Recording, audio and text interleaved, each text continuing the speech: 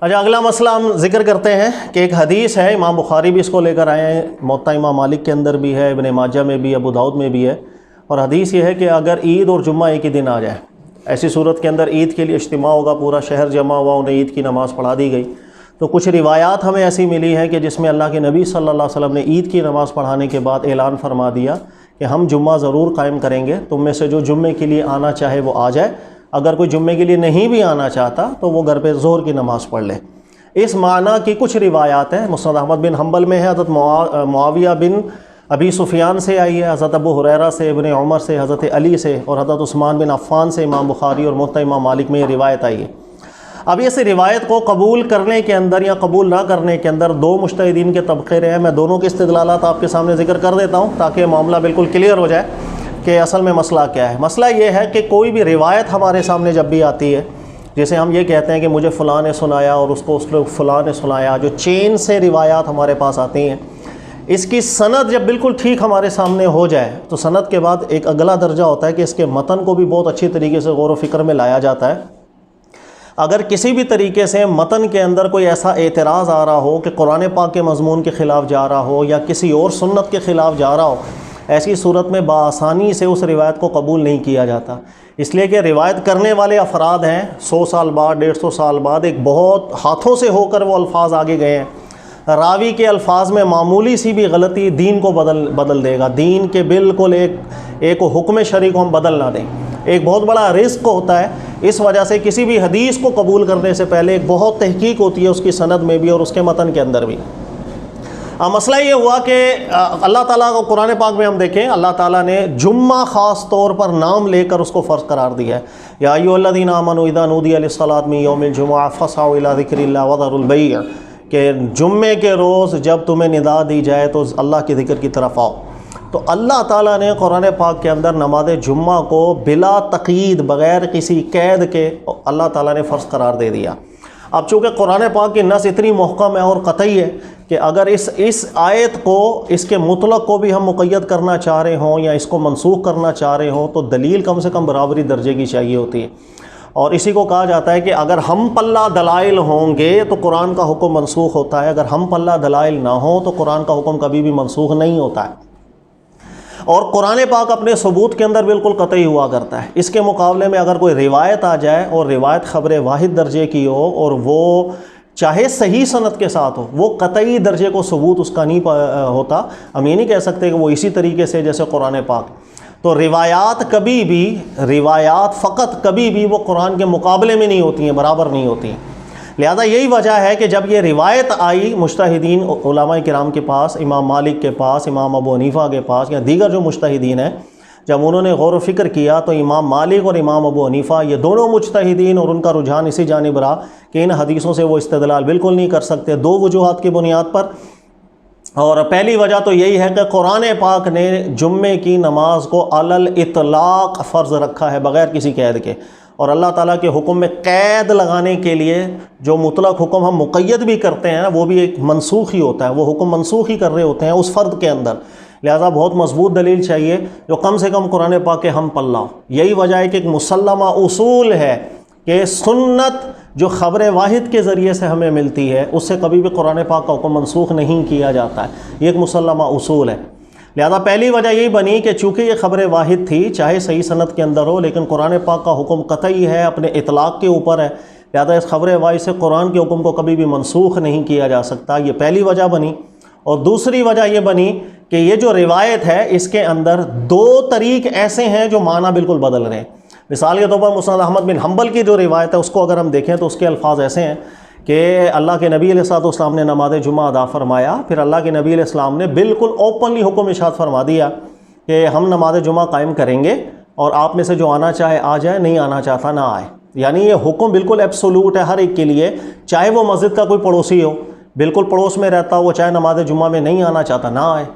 لیکن یہی واقعہ جب امام بخاری لے کر آئے ہیں، موطا امام مالک میں آیا تو اس کے اندر الفاظ ایسے ہیں کہ جس سے بالکل استدلال کی نوعیت چینج ہو جاتی ہے۔ مثلا حضرت عثمان غنی رضی اللہ تعالیٰ عنہ کے حوالے سے ہے کہ ان کے دور میں بھی جمعہ اور عید ایک دن آ گئے۔ عثمان غنی نے جب عید کی نماز پڑھائی تو عید کی نماز پڑھانے کے بعد اعلان کیا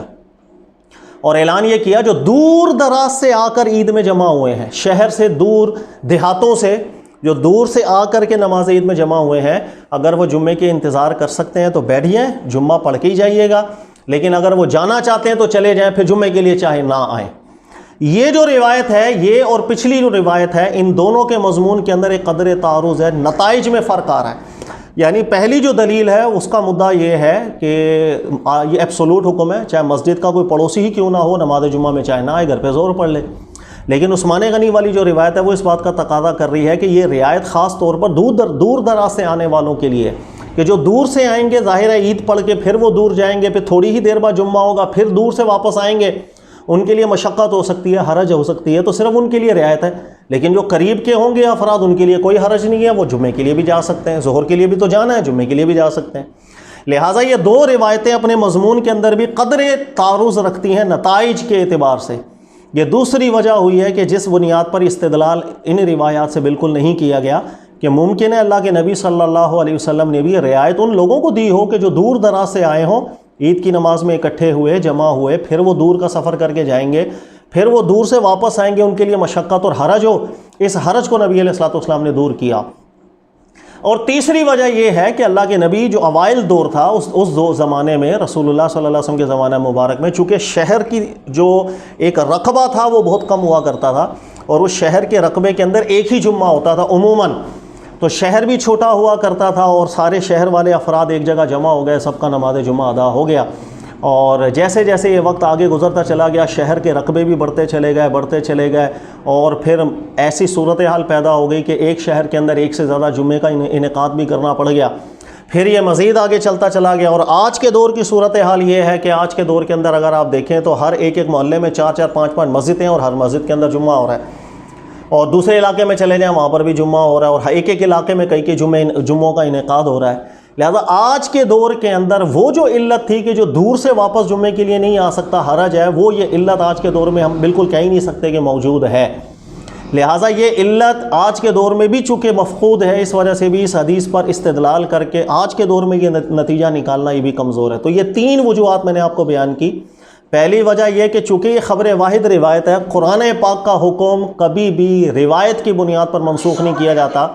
قرآن پاک کا حکم، قرآن کا اطلاق بھی کبھی روایت کی بنیاد پر مقید نہیں کیا جاتا۔ نمبر 2، حدیث کے متن میں کچھ ایسا تعارض ہے جس سے نتائج میں فرق آ رہا ہے۔ ایک حدیث کہہ رہی ہے یہ حکم ایبسولوٹ ہے، لہذا مسجد کا پڑوسی بھی اگر جمعے کے لیے نہیں آنا چاہے نہ آئے، لیکن دوسری روایت کا مضمون یہ کہہ رہا ہے دور دراز لوگوں کے لیے یہ رعایت تھی، جو قریبی ہیں وہ بالکل آئیں، لہذا نتائج میں بھی فرق آنے لگ گیا۔ اور تیسری وجہ یہ ہے کہ نماز جمعہ کا انعقاد آج کل چونکہ کثرت کے ساتھ ہو رہا ہے، لہذا دور دراز سے آنے کی علت آج کل چونکہ پائی نہیں جاتی ہے، لہذا اس حکم کو آج کے دور میں بھی ہم متعدی بہرحال نہیں کر سکتے۔ یہ 3 عیوبات ایسے پیدا ہو گئے تھے جس بنیاد پر اس روایت سے استدلال نہیں کیا۔ یہی وجہ ہے امام مالک رحمۃ اللہ علیہ، موطا امام مالک میں یہ روایت بھی لے کر آئے ہیں، حضرت عثمان غنی والی روایت لے کر آئے ہیں، لیکن اس کے باوجود بھی فتویٰ دیا کرتے تھے کہ چاہے عید اور جمعہ ایک ہی دن ہو، نماز جمعہ بھی فرض ہے، نماز عید بھی فرض ہے۔ اس روایت کی بنیاد پر نماز جمعہ کو منسوخ امام مالک نے بھی نہیں مانا۔ تو یہ جس کے جتنے اصول مضبوط ہیں، ظاہر ہے وہ اچھی طرح سمجھ سکتا ہے کہ ہر روایت چاہے وہ صحیح سند کی ہو، وہ قابل استدلال نہیں ہوتی ہے۔ اس کے متن میں بالکل کوئی عیب ایسا آ سکتا ہے کہ راوی نے بالمعنی الفاظ بیان کر دیا،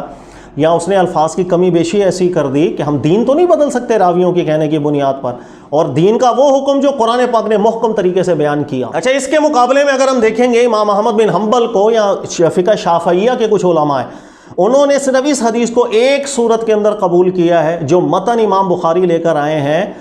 حضرت عثمان غنی والا۔ اس کے علاوہ اس کے جتنے طریق ہیں اس متنوں کو انہوں نے قبول نہیں کیا، یعنی جس میں ایبسولوٹ حکم ہے کہ اللہ کے نبی علیہ السلام نے فرمایا کہ ہم جمعہ قائم کریں گے، آپ لوگوں میں سے جس کا دل کرے آ جاؤ، جس کا دل کرے نہ۔ اس متن کو بالکل امام شافعی کے علماء نے بھی قبول نہیں کیا، فقہ حنبلی کے علماء نے بھی قبول نہیں کیا، اور ان کے پاس بھی دلیل یہی ہے کہ اللہ قرآن میں فرمائے کہ رسول اللہ صلی اللہ علیہ وسلم خطبہ ارشاد فرما رہے ہیں وَتَرَكُوكَ قَائِمًا، نبی علیہ السلام کو خطبہ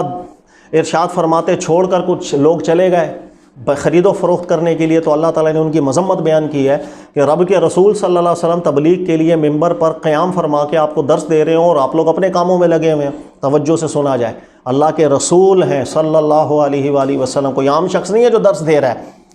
لہٰذا ان کے نزدیک بھی حدیث کا متن یہ کہہ رہا ہے کہ اللہ کے نبی یہ فرما رہے ہیں کہ ہم ممبر پر خطبہ دیں گے اور آپ میں سے جو آنا چاہے آ جائے، جو نہ آئے، یعنی کہ سامنے کوئی بھی نہ ہو ہم خطبہ دیں گے، تو صراحتاً قرآن کے مضمون کے خلاف بھی جاری ہے یہ بات۔ لہٰذا ایبسولوٹ جس کے اندر اجازت ہے، فقہ حنبلی کے علماء نے بھی اس کو قبول نہیں کیا، فقہ شافعی کے علماء نے بھی قبول نہیں کیا۔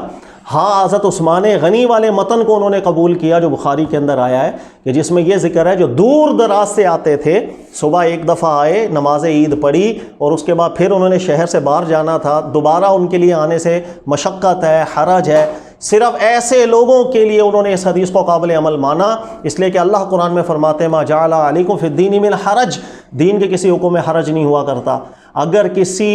پرٹیکولر سچویشن کے اندر بھی حرج آ رہا ہوگا، وہ مسئلہ ہمارا دین سے متعلق ہی نہیں ہوتا ہے، اس میں رعایت بالکل مل جاتی ہے۔ لہٰذا جو دور دراز سے آنے والے لوگ ہیں، صبح آئے اور عید کی نماز ہوئی، پھر وہ دور چلے گئے، پھر دور سے آنا پڑے گا نماز جمعہ کے لیے بھی، حرج کی علت کی بنیاد پر، چونکہ وہ قرآن پاک کے مضمون کے متعارض نہیں ہو رہے ہیں، مخالف نہیں ہو رہے ہیں، لہٰذا اس متن کو علماء نے قبول کیا۔ یہ دونوں تحقیقیں میں نے آپ کے سامنے بیان کی،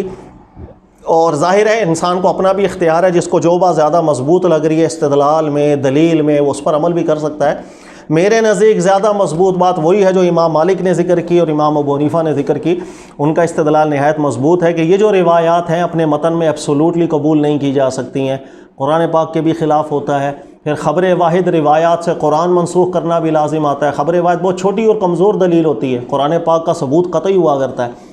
قرآن کے مطلق کو خبر واحد سے مقید کرنا بھی لازم آ رہا ہوتا ہے۔ اور تیسری صورت یہ ہے کہ حرج کی صورت آج کل ہے ہی نہیں، تو ایبسولوٹلی اس حکم کو جاری کرنا یہ عیب بھی لازم آ رہا ہوتا ہے۔ اس بنیاد پر جو امام مالک کی تحقیق ہے اس روایت کو قبول نہ کرنے کے حوالے سے، ناقابل استدلال ٹھہرانے کے حوالے سے، ذاتی حیثیت کے اندر میرے نزدیک یہی اندر تحقیق زیادہ مضبوط بات ہے۔ آگے اللہ تعالیٰ زیادہ جاننے والا ہے۔ بہرحال دونوں اقوال اور دونوں استدلالات میں نے آپ سے ذکر کر دی۔ جزاک اللہ۔